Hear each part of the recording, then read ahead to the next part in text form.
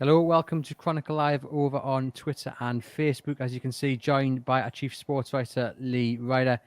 We're going to talk about the season so far, amongst many other things. Lee, we'll kick off with a little bit of a review of the season so far. It's been a bit of a mixed bag, but they've played 13 points, only lost 3 Premier League games so far. How do you sum up what you've seen in the opening weeks of the season?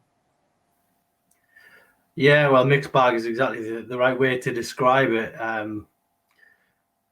put out a tweet the other night that said, when they were good, it feels like they're lucky and they get all the breaks. And when they're bad, it is pretty atrocious, as the Brighton Southampton game and Man United towards the end proved. So it doesn't give me any pleasure to watch that type of performance.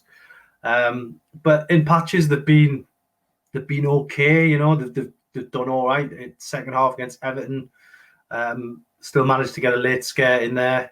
The West Ham game in the opening night of the season. So yes, they've had small patches, but I just can't get too carried away. However, if you look at the points they've got, it's probably better than a lot of people would have thought, given the way Newcastle finished last season. So they're kind of quarter of the way there to getting to the so-called magic sort of 40 points. And hopefully they can improve gradually in the next few weeks. But it doesn't feel like there's a lot of optimism out there from the supporters when you look at the comments.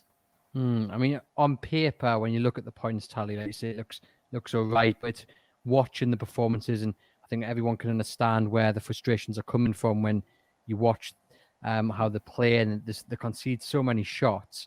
And that's something that's got to improve, once the Premier League returns after this international break. We want to see Newcastle, be a bit stronger in the back line and create a bit more. I mean, they're bottom of the Premier League in terms of shots on goal with 64, which isn't brilliant. So we've got to see more creativity going forward and be stronger at the back.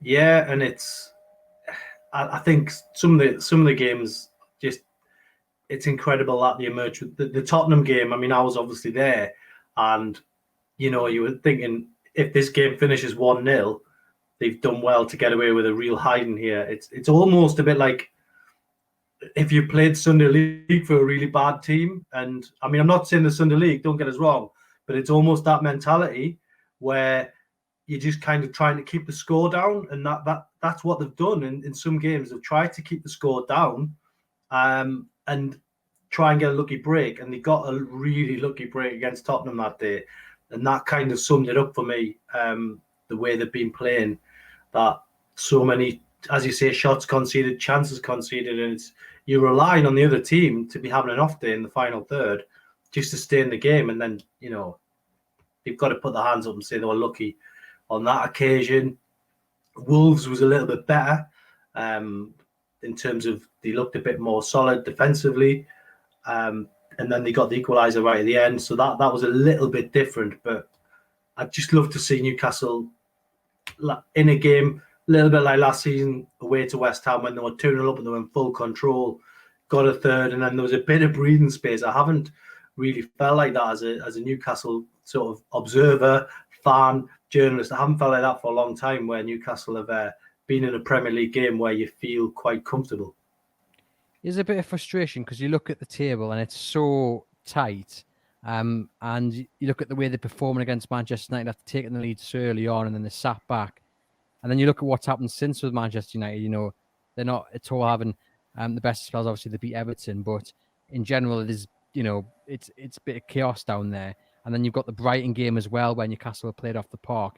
There's a bit of frustration, you think, from yourself and maybe from Steve Bruce and Newcastle, that if they'd won one of them games, it would be talking about an even more comfortable position than they are at the moment.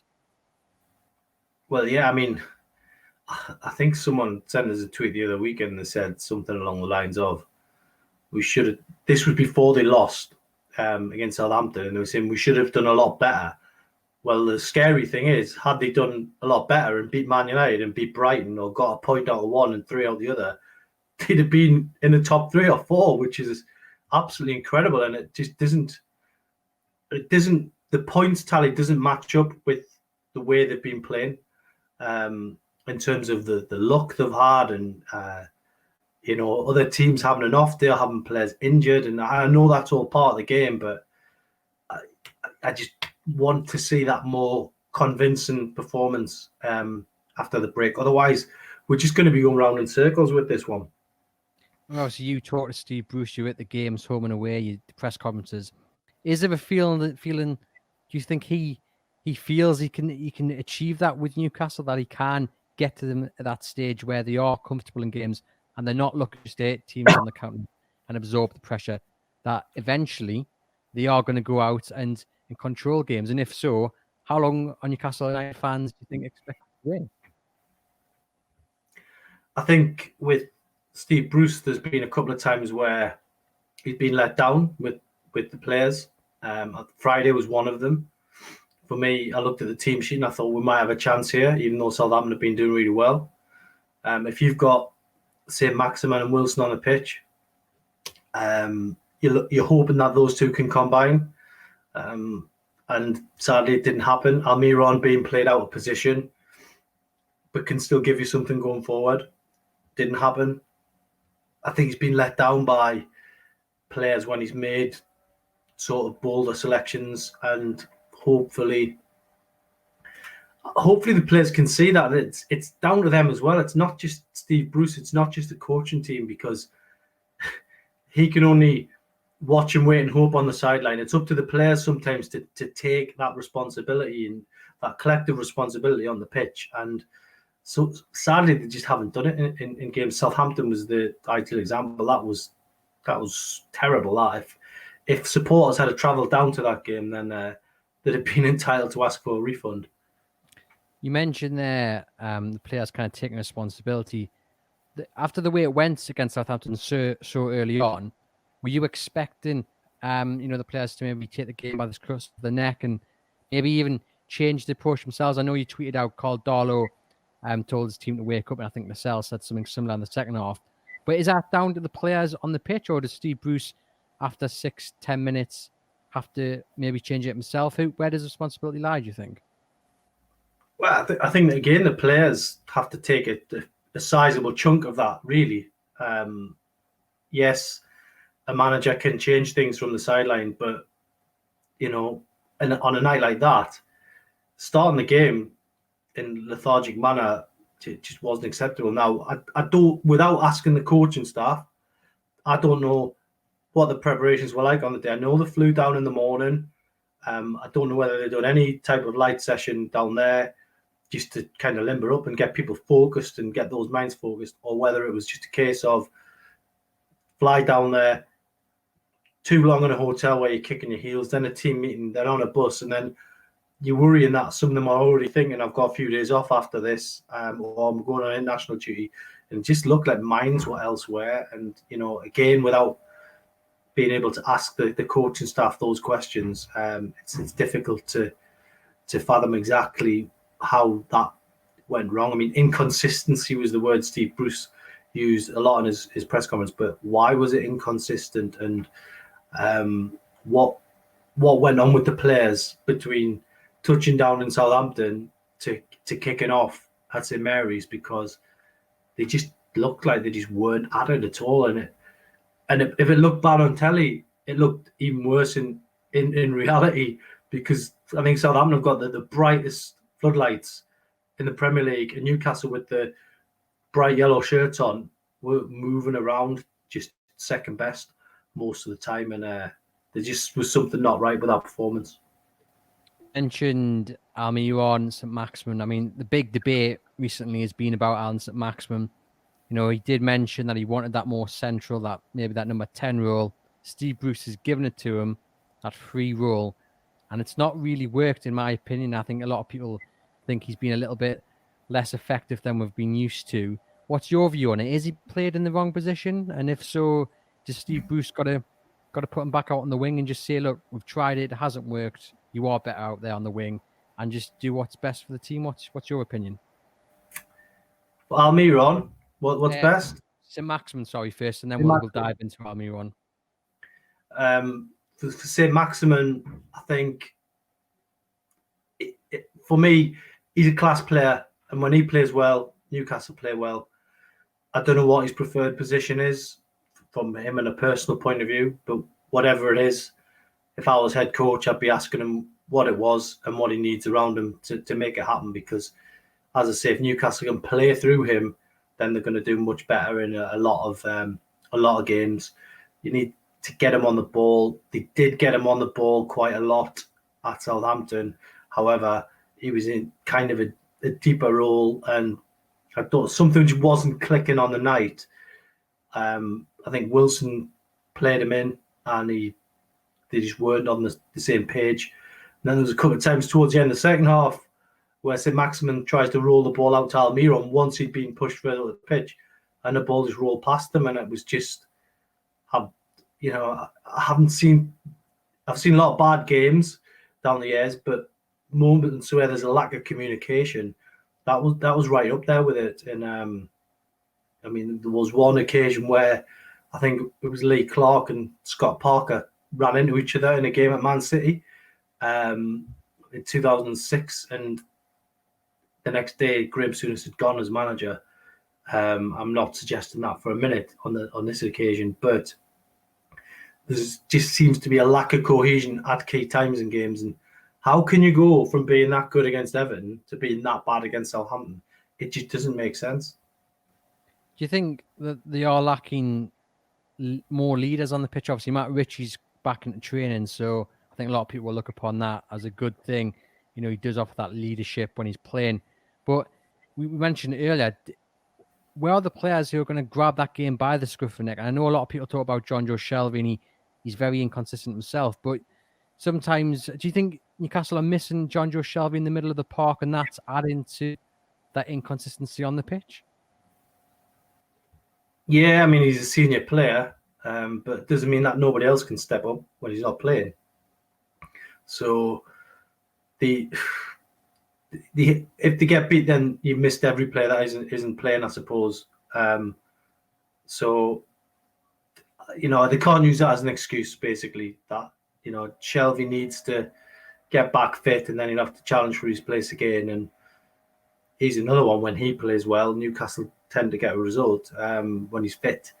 But at the moment, he's, you know, you deal with the players you've got, and he's not one of them at the minute because he's in rehab. Sticking with the middle of the park, a lot of discussion of Isaac Hayden again. Didn't start against Southampton. He's working back towards that fitness. There's a chance he could start against Chelsea. Mark Douglas was on the podcast earlier in the week, and he said for him it's got to be Sean Longstaff and Isaac Hayden. What would your central midfield role be? Pick B for against Chelsea? Well, I would have both Longstaff brothers in personally. I'd have Sean and Matty, and I know Sean didn't have the best of nights at Southampton, but nobody did. I think last season when Sean and Matty played together against Manchester United, they gave Newcastle such a spark, and they're going to have that understanding because they played football together since they were kids in the garden, and they know each other's game inside out. Perhaps Hayden could be involved in there as well, because let's be honest, Jeff Hendrick's not playing fantastic football at the minute. He's having a bit of a nightmare, to be totally honest. So for me, there's options. You could play both Longstaff brothers. You could play Isaac Hayden in there, and I mean, he just brings such a calmness in front of the back four. You know, he's a decent player as well, and he's quite rightly in contention with this game. But I would like to see, if not all three of them in together, the Longstaff brothers an opportunity to you know, show they can deal with a Premier League midfield battle. If it was all three, obviously see a change, and that leads us on to Almiron. Obviously, play that split opinion. He gave the ball away for that first goal, and I don't know about you. I was wondering whether that was kind of the obviously the message wasn't to give the ball away, but the message was maybe to try and play out from the back, and it didn't seem to work. I mean, what was your take on his performance and what the future lies ahead for Almiron? Well, I think I'd be surprised if I see him on the team sheet against Chelsea because of the internationals. I think that their Paraguay's second game kicks off at 11 p.m. English time on Tuesday. So he's going to wake up in South America. He's going to have one day where he's traveling. At best, he's going to have 2 preparations for the Chelsea game. I personally think he'll only have one where he's properly rested and ready. So I can't see him starting the game on that basis. He didn't start against, I think was it Burnley or Man United, where he'd been on international duty, and I think Steve Bruce, if he's consistent in his decisions, then he probably won't start this game. Now, going back to the second point about, is he a defensive central midfielder? No, he's not. We didn't sign him to do that. He's a playmaker. He's not being played in his best position where he thrives. That's why, for me, his performances haven't been up there, and certainly he's not as effective as he could be. Now, yes, he runs around a lot. He chases lost causes and all that. But I personally, I don't know about you or anyone else, I expect that from every player that pulls on a Newcastle shirt. It's not something that you're going to get top marks for. After that, if he's playing in a defensive role, you want to see more interceptions, you want to see more tackling, you want to see more blocks. If he's further up the pitch, like he was towards the end of the game, you want to see attempts at goal, you want to see crosses into the box, and he didn't deliver either of them. And then obviously he made the mistake, which led to the first goal when he was dilly-dallying. But to be totally honest, I'm a big fan of Almiron. Don't get me wrong. I think it was a great piece of business when they brought him in, and I think it took him a while to settle in, which we all expected. Then he started playing well in his right position, the more attacking role. Got a few goals last season, top scorer, a couple of assists, but now he's kind of been moved back. And I personally think if you want to get the best from him, then you have to play him in his best position as well. And that's and now Ryan Fraser's going to be out injured now for a while, I would imagine. So if Fraser was fit, if Wilson was fit, if St. Maximin was fully fit, where does Almiron fit in all that? As it happens, with Fraser likely to be out, possibly Wilson as well, I would say Almiron's got a chance of getting an opportunity in his best position. But at the end of the day, it's now going to come down to the international travel dilemma that Steve Bruce has got ahead of the Chelsea game, because had that been a Sunday game, Sunday night, Sunday afternoon, would have given the extra day rest. Instead, it's at 12:30, so Newcastle are first up on the Premier League schedule. So it's going to be extremely difficult to see him on the starting team sheet. You mentioned there he's not obviously a player who really, well, not at all, plays defensively. And I've seen a few people throw the accusation down to Steve Bruce that he's trying to fit square pegs in round holes. What do you say to people who throw that accusation at Steve Bruce, that he's maybe using the players in the wrong position, players like Almiron? What do you say to people who do accuse Steve Bruce of that? I think there's been times where they've had no choice but to do that. But there's been other times where I've kind of questioned it. When Fabian Schär was playing in centre midfield last season ahead of like Matty Longstaff, I thought that was a strange choice. But I did, regardless of what people say of us not asking questions of the manager, we do. And we asked him why. And the reason for that one was basically, he said he's played for Switzerland there in that position, and he'd proved to him he could do it. So that was his reasons for doing it. You can only ask manager questions. You're not going to get an opportunity to interrogate them as a lot of people on social media think you can do with managers. And I don't think there'd be too many people who would, in that situation, would be rude to a manager because they wouldn't get anything back. So I've seen it. I've been there, I've done it. So I know what managers are like and what they respond to and what they don't respond to. But if you ask them a fair question, then they'll give you a fair answer. And he said at times he's had to do that. So, but now he's got a lot more choices. So he's got to try to get that winning formula again. You mentioned Callum Wilson. do we expect him to be back for Chelsea? Is there an outside chance? And what about Matt Ritchie as well? Are we waiting? I think we're waiting on Matt Ritchie to see what the crack is there. But can you give any update on those two? But I think with Wilson, it was always with an injury like that.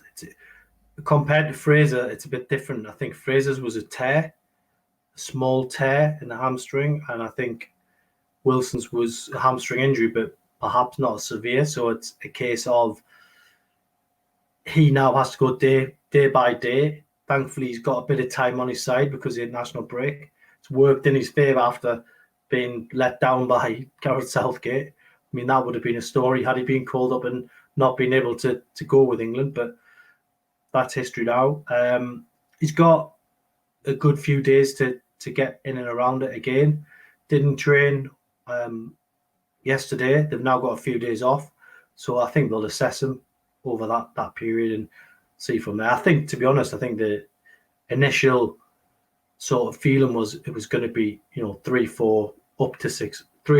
to 4 weeks, possibly up to 6 weeks.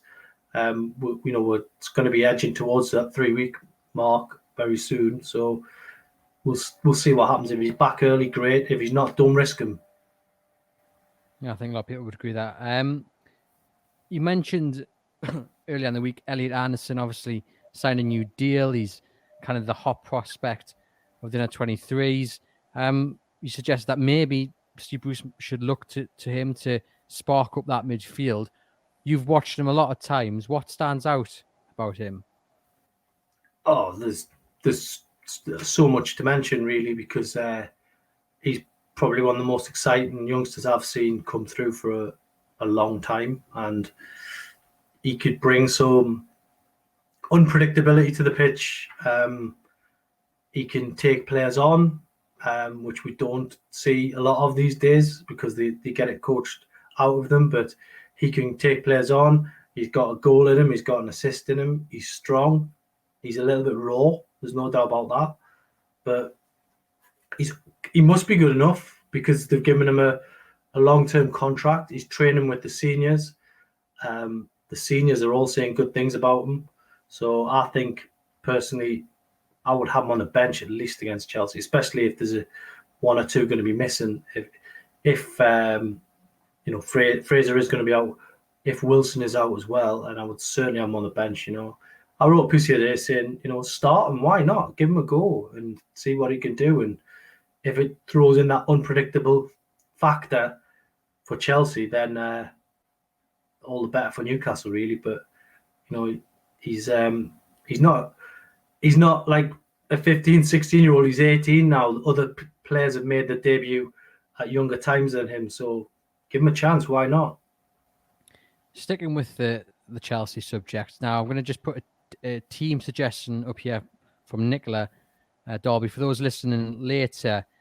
This is more really about, because there's some personnel that might miss out in that team there, but she's gone for 4-3-3, and that's what I want to ask you, Lee. Would you change the formation, or would you stick with 5 at the back? There's been some talk that maybe Jacob Murphy's wave of popularity has maybe ended. He was exposed badly at times against Southampton.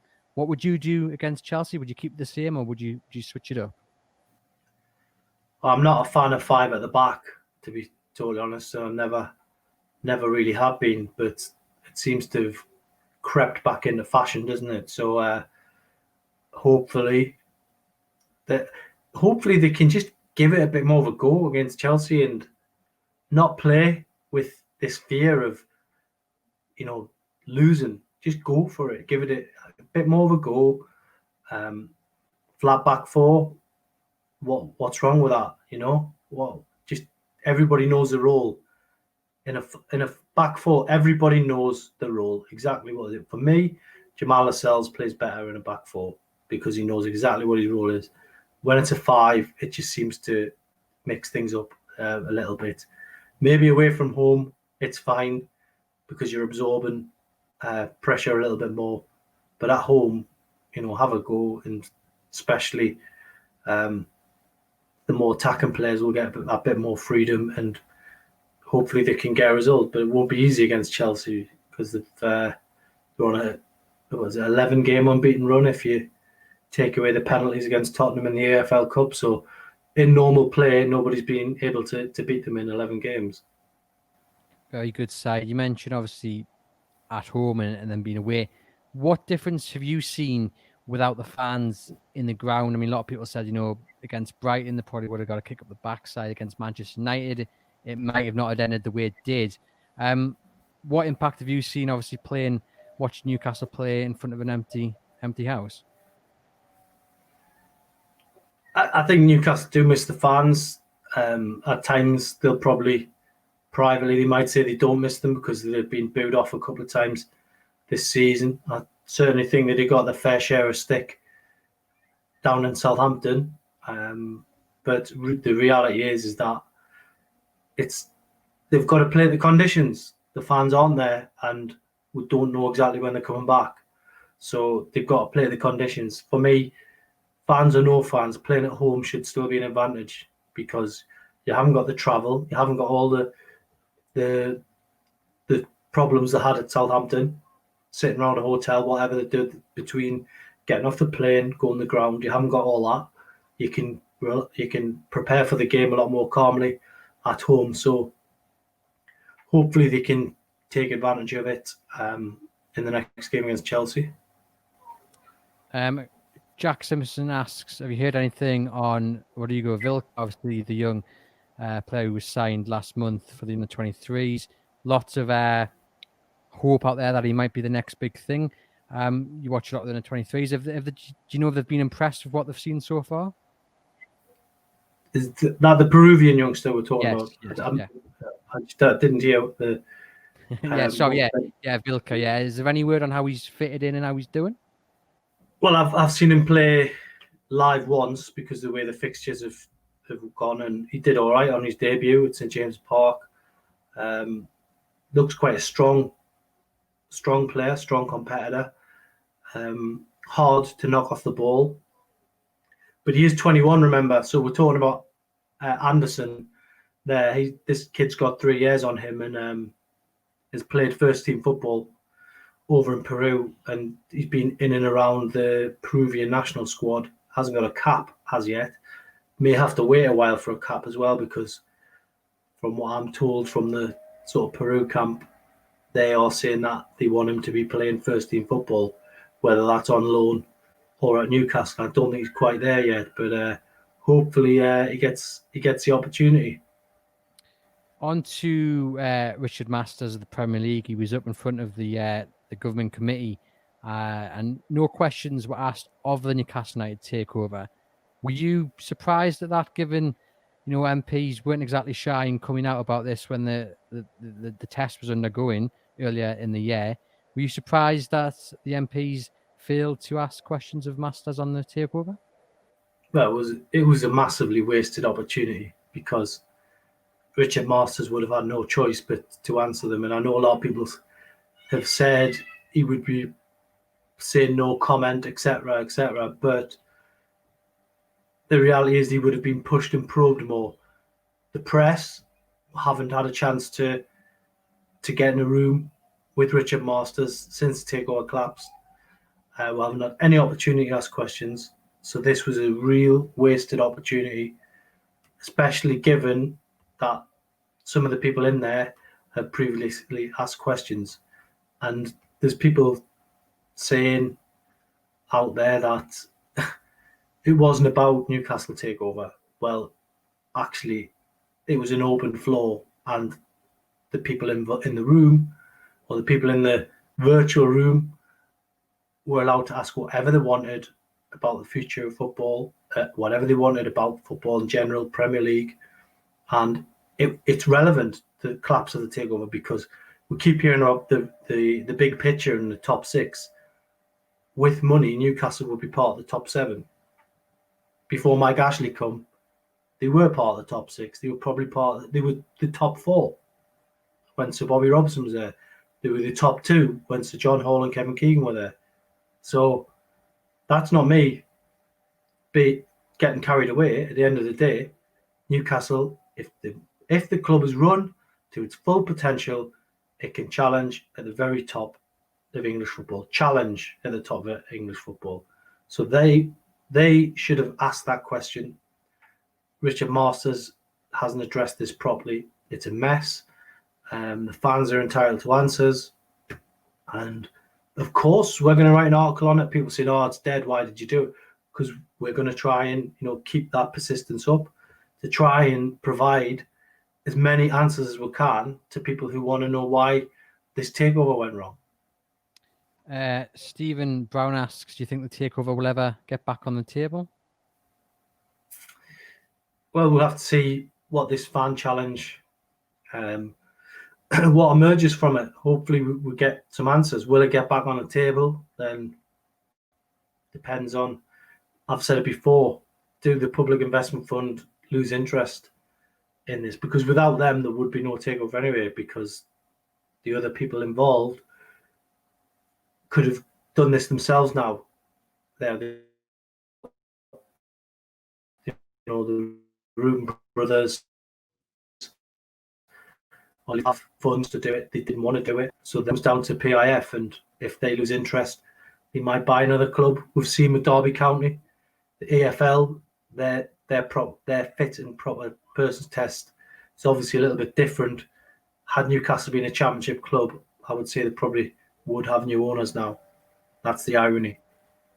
It certainly is. And then just finally looking ahead to January, an article's just gone on our website about the Dutch right back Denzel Dumfries, and you say he could be ideal for Newcastle in that right wing back role.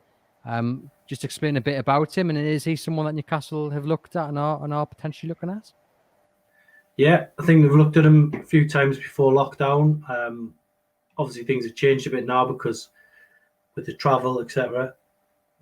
But he's still on their long list, if you like, of players, and I think he'd be a great signing. And watched him play last night for Holland against Spain, and had a really good performance, and showed what he can do. And a lot of people are saying, "Oh, he's not really a defender in terms of he just bombs forward all the time." And I think it would benefit Newcastle, and I think it'd be a good signing personally. But there's so many other players out there that they need to get tied down. So he's one of many, but he's certainly one I've watched, and he'd certainly be a good addition. Are they planning for January thing? Obviously, I mean, a lot of focus has been on if Callum Wilson's injury was very bad, would be then lacking an out-and-out goal scorer. And a lot of people say, a second striker was crucial in the summer. Looking ahead to January, do you think that's somewhere where they might try and move? Do you know if they've got any plans? I mean, obviously they'll be scouting, but like you say, with the circumstances, a lot will be doing it over Y scouting video. But looking ahead to January, anything on the radar, do you think? And where do you think they need to improve? Well, I think with the strikers, again, it's down to whether Callum Wilson, I think personally he's going to, unless he suffers another injury, then I think he'll be fine in the long term.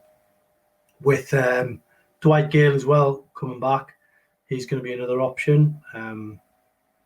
Probably have the usual Dwight Gale transfer rumours, getting linked to several clubs, usually a team that's knocking on the door of the Premier League. But we'll see. I think they've looked at strikers. There's certainly one name has been put to me who they've looked at. But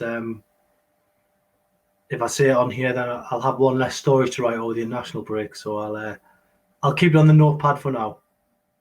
When you mentioned Dwight Gale there, just finally, I mean, there's a lot of players out of contract as well coming this summer, and Gale will be looking to try and prove his worth. I know he's had a torrid time with injuries, but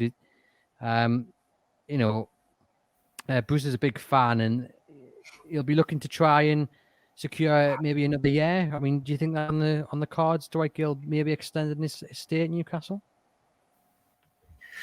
It's not beyond the realms, because at the end of the day, Dwight Gale likes it in Newcastle. He's settled here, he had his children here, so there's no doubt if he's another one. If he gets a service, it's like Callum Wilson.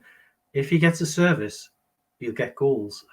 Now, he's not going to go on forever, Dwight Gale, but if there's a deal to be done there, it wouldn't be the worst deal. But I'm pretty sure supporters might argue that they want to see new players coming in. So Dwight Gale was signed to get Newcastle out of the Championship nearly 5 years ago. So if he's got a long-term future here, then is it as a squad player? If Wilson, St-Maximin are fully fit, Fraser's fully fit, where would he fit into the team? Can he play with Wilson? They're all answers that until everybody's fit and ready to go, we're not going to know. So great player when he gets service. Definitely. And we mentioned contracts. Savé's contract will be up in the summer, so he might actually end up leaving eventually, bless him. But to you guys watching and listening later on the podcast, thanks for joining us. Lee, thanks for sharing your expertise. If you head over to chroniclelive.co.uk, you can keep up to date with all the latest Newcastle United news, including that article on Denzel Dumfries. Thank you very much for watching.